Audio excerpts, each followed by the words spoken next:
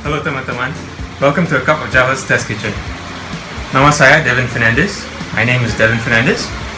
Last episode we cooked ikan bakar padang. Today we're going to cook Bakpao. Here are the ingredients for the pastry. Now for the filling, there's a lot more flexibility. But for pastry, to get that nice fluffy and consistent texture, there's a little bit of precision involved. Okay, let's start off by activating our yeast. Here's 1 packet of instant yeast.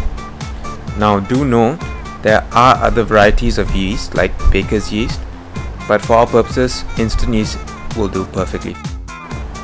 I'm adding it here to about 100 to 150 ml of lukewarm water. Now it is important to note that the water cannot be too hot. Now the yeast is going to need about 20 minutes to activate, and here's my yeast fully activated.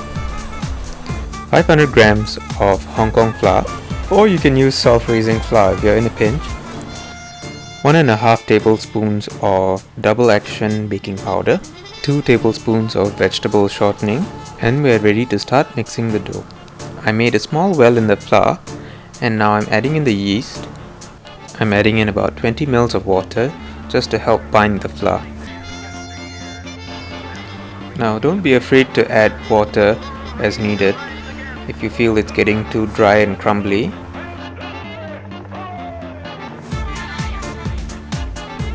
And I just begin to start kneading the dough. Now just to prove to you how easy making pastry actually is, here I've added the condensed milk, the shortening and the baking powder after the dough has binded. A little bit of salt as well, and this just goes to show that there's no big mystery around making pastry. As long as you get your proportions right, the preparation is actually quite flexible. Once the dough ingredients are fully incorporated, we let it rest for about half an hour and we get started on our filling. We start off with the ingredients to blend: 3 stalks of coriander, 3 stalks of lemongrass, water chestnut, we're using 10 here, garlic cloves, 10 to 15, and lengkuas, blue ginger. Here we have 150 grams of red chili paste, and we're going to rehydrate 100 grams of shiitake mushrooms. We give 12 shallots a rough chop, and the water chestnut gets skinned and chopped as well. 4 cms of ginger sliced, and all the aromatics except the onions and the chestnuts get a fine blend. This is so we have a nice crunch and texture when we bite into the pao. The beauty of cooking pao from scratch is that you can choose any variety of stuffings. Prawns here, mutton, or even minced chicken breasts if you are going for a healthier option. The stuffing starts with the browning of the shallots. The blended aromatics go in.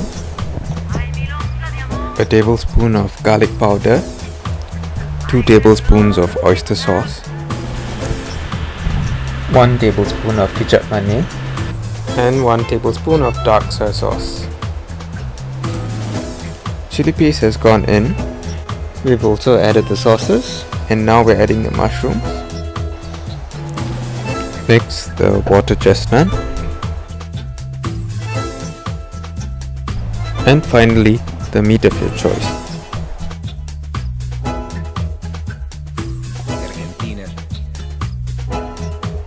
Here I'm adding some cornstarch, about a tablespoon, and what that does is it helps the mixture bind together.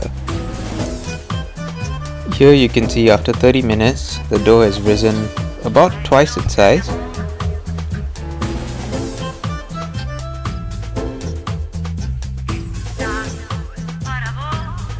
give it a quick knead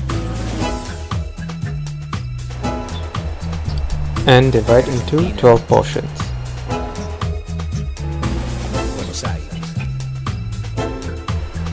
Now we roll each of the portions into a circle that's roughly about the size of your palm.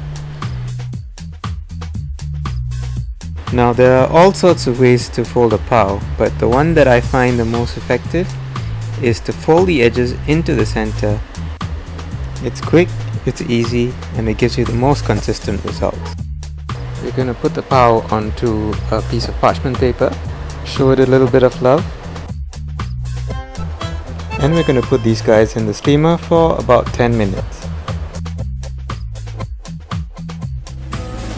Here we have the final product, served with a little bit of chili sauce. And there you have it, Bakpao, a cup of Java style.